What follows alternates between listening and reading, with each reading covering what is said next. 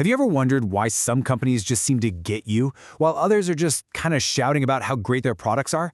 Well, the answer is all about this massive, decades-long shift in how marketing even works. So let's trace this incredible journey from a world that was all about the product to one that revolves around you. Our story has four main parts. First, we'll nail down the absolute core of what marketing is. Then, we're going to jump back in time to an era when the seller was king. After that, we'll see the revolution that put the customer on the throne. And finally, we'll land right here, in today's super complex world, the trust economy.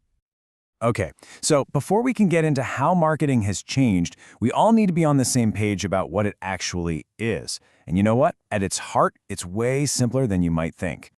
And really, that's the whole shebang. At its most basic, marketing is just the study of this one simple idea, an exchange. A buyer has a need, a seller has something that might fix it. The entire field is just built around understanding and, helping that interaction happen smoothly.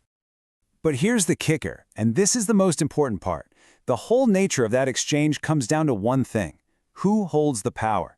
See, in a seller's market, the companies have all the cards, but in a buyer's market, the customer is in the driver's seat.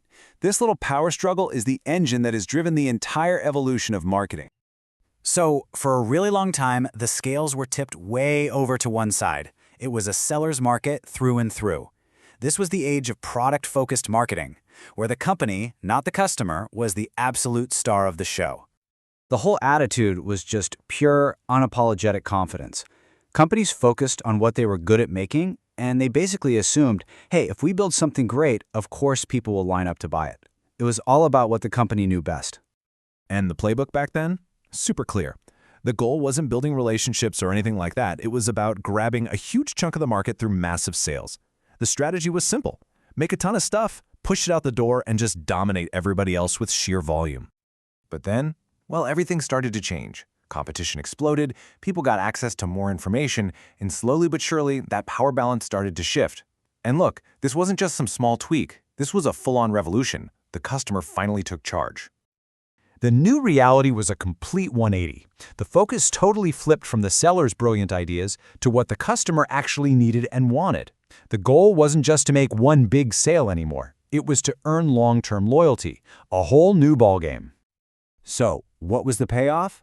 Well, instead of just a one-time transaction, companies could build real, genuine loyalty.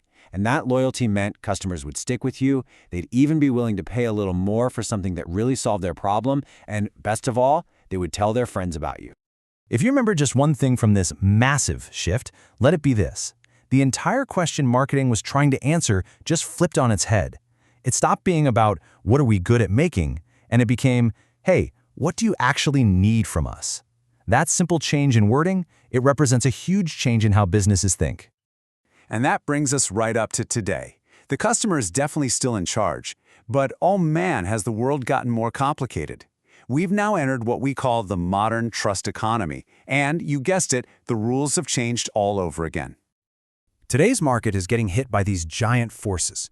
Globalization means you're not just competing with the shop down the street, you're competing with everyone everywhere. Technology has given us, the customers, endless choices and all the information in the world. And what's the result of all that? A huge rise in skepticism. I mean, think about it. We've seen all the tricks, and we're just not as easily impressed anymore. This whole new environment means the job of a marketer is completely different. It's not just about creating a clever ad anymore. It's about managing every single tiny interaction someone has with your brand. It's about being authentic and real in everything you say. And most of all, it's about actively building trust by being transparent. Yeah, this quote just nails it, doesn't it?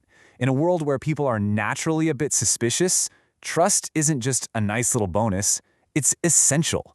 It has basically become the most valuable currency a brand can have. Without it, you've got nothing. So let's quickly recap the journey we just took. We started with that simple idea of an exchange, but we saw how the power can totally shift. We watched the world of marketing evolve from being obsessed with the product to being focused on the customer. And we've landed here, today, where the ultimate goal isn't just a sale or even loyalty, it's deep, earned trust.